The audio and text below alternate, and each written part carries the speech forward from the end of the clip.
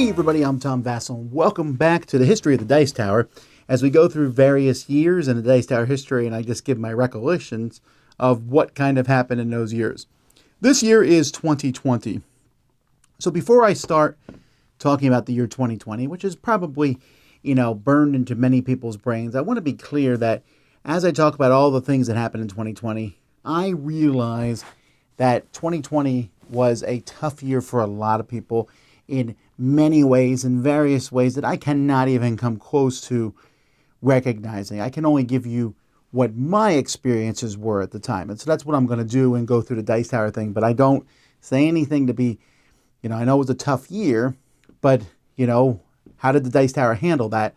And that's what I'm going to talk about here in this video a little bit. We started off the year, of course, I was excited. This was going to be our biggest year ever.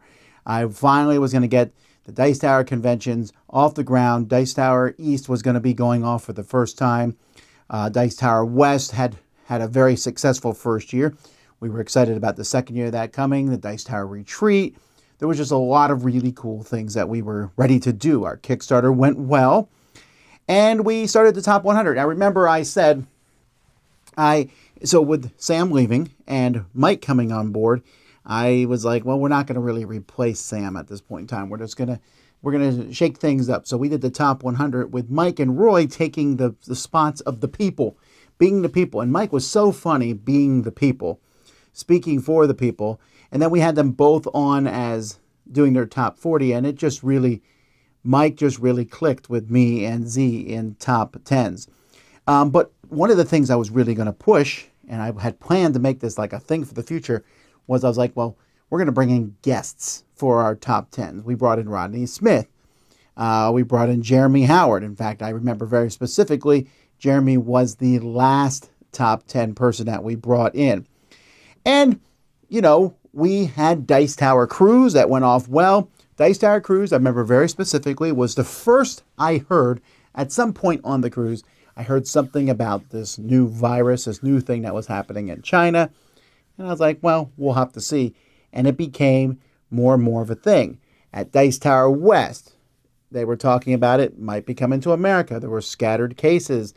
And I sat down with some people and I was like, I wonder if this will affect the summer. I wonder if this will affect it. And people said maybe a con or two might get canceled. I was like, well, hopefully not Dice Tower East. And we came back from Dice Tower West. So Dice Tower West was a thing in of itself. We had built the Dice Tower Library at the Dice Tower Retreat. We then took the Dice Tower Library and we moved it. We shipped it all the way over to Dice Tower West. I walked into Dice Tower West. I was excited. I came in. I saw them bringing those carts, and almost every cart was broken. And I was like, oh, man. And we spent a good chunk of time fixing those carts. We sent them back, and when they landed back in Homestead, they were broken again. And we're like, well, we can't keep doing this. But somebody at the same time that year donated their entire library, this mega library, to Dice Tower West. So we made the decision to split into two different libraries. So all that was going on. And I remember Jeremy Howard came in and did top 10 with us. And we did one live and we recorded one. And he was getting ready. We were going to go to the airport to his planes. And we were listening to the president talk about drive-through testing and all this. We're like, man, Jeremy, you better get home. Go home. I don't know what's going on, but you better get home. And yeah, the Gamma Trade Show was like the last board game thing, and people were starting to stay at home. And I had a meeting at my own church. I called a meeting there and talked to the other guys and said, we may be out of church for a bit, and we never went back. The world shut down. You all know that. If you're watching this video, you were likely there, unless you're watching this 30 years from now, or maybe even 10 years from now, and this sort of thing was a big deal. So the world shut down. So, okay, we knew that we were quarantining, and I was thinking, how are we going to do this? How long is it going to last? And there was a lot of different information, and this was confusing information, or still is confusing information coming from all, but we were all stuck, and I was like, well, no one's at work, so I'm just going to keep going to the studio, and I'm going to do videos and stuff, and everyone else just kind of work from home for now. But as I sat there, and it was weird. I remember distinctly, I drove from the studio to my house, and I remember thinking, the world is quiet. There was very little traffic on the roads. Oh, something I miss a little bit. Traffic has returned in full force to Miami. But, there was little traffic, and I thought, people are stuck at their homes. I was very fortunate. I was stuck at my house. My kids came home from college to stay with me. I had my family, but a lot of people were alone. So I thought, well, I'll start something at night. We had done Dice Tower tonight, but I'll start a daily chat. And I'll do it for a couple weeks till this quarantine is over. And so we started the daily chat on March 15th. And after a few weeks, I was like, this isn't ending anytime soon. So I asked the Dice Tower staff, can we take different nights? And we all just started doing these daily chats at night. And it went all the way up to August 9th. That was a long period of time to have these daily chats.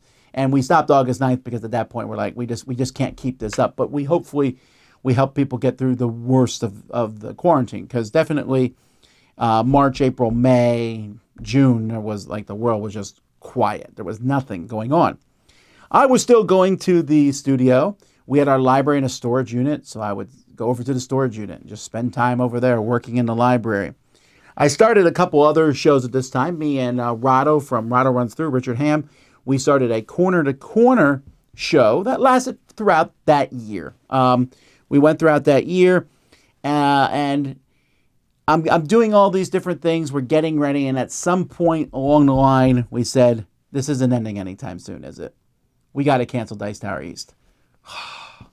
We haven't even had Dice Tower East yet. Man, oh man. I'm going to lose money on this thing. I had hired Sharon. I'm paying Sharon for a con that's supposed to, the part of that con is supposed to pay her. And so we had, there were some tough calls, but I said, we're going to get through this. We're going to go through, we're going to cancel Dice Tower East. And as time went by, we eventually were like, oh, we're also canceling Dice Tower Retreat. Oh, we're also going to be canceling the cruise for next year and Dice Tower West on top of that. There are a lot of cons canceled. All the other cons canceled. Gen Con and Essen and all these things. I was like, all right, so what are we going to do this year? We're not going to these cons. Let's get to work, for me at least. So I was like, all right, so we'll work from home. And Roy and Mike made the decision that they wanted to come into work too. So we had our own little bubble of just me, Roy, and Mike. And we came into that studio and we just worked. And we worked hard on reviews and got things done. Board Game Geek approached us and said, we're canceling Board Game Geek's BGG Spring. What do you guys think about doing a virtual convention and combining Dice Tower East, what it would have been, as a virtual convention with Board Game Geek? And I thought, okay, well, let's try it. I've always been kind of suspicious of virtual cons because a virtual con is cool. You can go online and everything, but you're really not. It's not the same thing. And we don't have the VR glasses where you walk around it. It's really not a thing. And if there's anything we learned from 2020 is the virtual cons, they went okay, and we had a decent time with them, but they're not the present. They might be the future someday down the road, but they're not really there yet. They were good times, but as you can see, once cons open back up, they have faded away. But we did the virtual gaming con with that, and for me, one of the best parts of the virtual gaming con was one of the things I was like, oh, I'll run a werewolf game. And the people there, I was like, ooh, let's start a Dice Tower werewolf group, which still happened. And for almost the rest of 2020, almost weekly, I was running werewolf games. And I had a lot more time on my hands because I was home so much more. I was with my family. We just had a good time together. So I was able to do a lot of different videos that once life went back to normal, I started canceling some of these videos because I was then working back here at the studios. I started App Wars, which turned into What's Happening, where we started playing apps online. That was another thing that came out of that virtual con. At some point, I passed that off to Z in recent years. I even did a solo marathon, and I still remember that. That's one of the defining moments of 2020 to me, because this was before Mike and before Mike and Roy came back in. And so I was still at the studio by myself, and I got some games, and I set up the cameras. I think maybe Roy came in and set them up for me or whatever, and I played games by myself with those of you watching me and everything. And it was an interesting thing. I remember that night, my daughter came to pick me up. It like 2 in the morning or something when I went home. And it was the most quiet I've ever seen the world in general. And that was for me like the defining moment of kind of 2020, doing that. So we started doing other things to kind of work up for this. We started, instead of our con, I said, let's do an online thing. I said, but I don't want it to be a con. I don't think cons really work for the Dice Tower. Let's just do a show, and we'll just do a bunch of live shows, kind of like a marathon, but not exactly. And we'll call it the Summer Spectacular. So the Summer Spectacular, that went pretty well. We're still doing the Summer Spectacular at this point of me recording this. We also started doing virtual top 10s. And so we had different people come on. I had wanted to have guests on anyway, so we started doing the same thing virtually. I don't think virtual top 10s are nearly as good as the ones in person by a mile. So once we were able to get back in person, I kind of canceled those, but we had a lot of them over that period of time. I'm thankful for all the people who did them. You also might remember at that time, I was very intent on we need to be a voice of peace. That's why I did those daily chats, and calmness. And besides COVID, there was a lot of other things going on in the world. It was a very tumultuous time. And so we tried to rise above that and just have fun, interesting content for people to watch. And if you were around in 2020, I hope that that was helpful to you. Some people said it was. And if not, I mean, there was a lot of other things out there. But like other content, kind of, there wasn't a lot of movies. There wasn't a lot of new TV shows. So we were like, let's put out as much Dice Tower stuff as we can.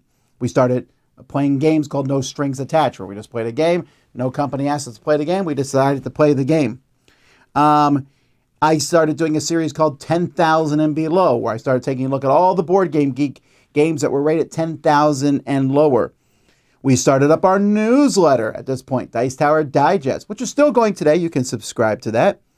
We changed Dice Tower News podcast to Dice Tower Now, which Corey is still running now, our Dice Tower News podcast.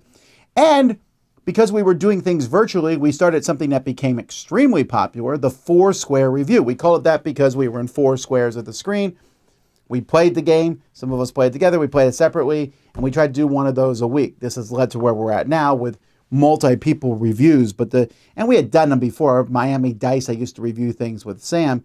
But the 4-Square Review became one of our most popular things that we were doing at the time. So the year went by. I'm recording things for a while. It just felt like me, Roy, and Mike. And Z was on the periphery. He was working from home. And Lindsay and Sharon were doing things from home. And it just felt like, hey, there's just not a lot of people around. It was like us. And then all we saw were each other every day. And, you know, the time for Essen came by and we helped them run, we did a Spiel Digital, which was eventually turned into our fall spectacular, but that's what we called it at that point in time. And we ran at the Spiel Digital and we did that. And then when the winter came, we did our winter spectacular. And I was just trying to think of any and all kinds of content to do things because I was kind of by myself. I bought a marble ramp off Etsy and I started racing marbles for fun, and that turned into Shoots and Marbles, which became a bigger thing and kind of went through 2021. And during this time at the studio, over the course of this period, the cat showed up. Now, we had always had animals at the last Dice Tower studio. There was a wooded area behind us, which was mostly good, not good when a scorpion would show up in our house. But, you know, different animals, raccoons and possums. But these cats came, and this cat came and lived on our back porch. We had a bunch of pallets, and she came there. And at some point, she got pretty chunky and had some kittens. 4 kittens. One of them, unfortunately, died. But the other three just started growing and growing and growing, and they became, well, they were my cats. I know that I often put out in the world that I'm not a big fan of cats, and I don't think they're my favorite animal, but I kind of got attached to these cats. The cats, I would open the back door and the cat would come in. I was feeding the cats, and just they were my cats. Eventually, Jenny came down and adopted one of the cats, and then Mike and his wife took the other 2 cats, and then Jenny came down and got the last one, and they're now quite domesticated and quite happy, I suppose, where they're at. And so I kept thinking, this is going to be over. We kept waiting for a vaccine of sorts. The vaccine didn't come out. Well, I mean, it came out near the end of 2020, but we had no access to it at that point in time. And I kept thinking, well, maybe 2021. Maybe there's going to be cons in 2021. We hadn't yet made the call about Dice Tower East. We weren't sure where that was going to be at that point in time. But I was like, all right, well, 2020 was not going to be a year where all these conventions were going on, but it was going to be a year where we really pushed our online content. And I really think we did. We tried all sorts of new things. When I look back from where we are now with the Dice Tower to where we were then, I realized that, you know, we had so much stuff that we changed in that year, mostly because I was just like, what new thing can we try? What new thing can we try? But I was also pretty adamant. I was like, listen, when we try this new stuff, everyone was doing content. That's one thing we learned in 2020, that everybody went to YouTube. You know, I mean, board game review channels started in 2020. There was a lot. Our competition was higher. Yes, our audience, there was a lot bigger audience because people were staying at home watching us. But we had lots of other people doing it. I said, we need to do stuff though. I said that when we get out of this pandemic, we're still doing the stuff. Don't give up. We're going to keep doing this stuff. Now, some of that stuff has faded away because it hasn't worked as well. But we were going to do it. And we were doing so many videos and so much stuff. I said, well, we're going to need to get another video editor. We were just putting out so much videos. And Mike's was so good on camera that I wanted Mike to do more videos. And so I needed another editor. Another editor? How are we going to keep growing like this? Well, the growth spurt came in 2021. Not something I was expecting, but we'll talk about that in the next video. So anyhow, that's the year 2020. It was a tough year for everybody, but the Dice Tower came out of it, honestly, bigger and better, with the exception of our conventions. Our conventions were smashed. They were all like out. I was like, man, we're losing money on this. Are we going to ever be able to rebuild those? Well, we'll talk about that also in the next video. Until then, I'm Tom Vasel, and this has been the history of the Dice Tower, the year 2020. We'll see you next time.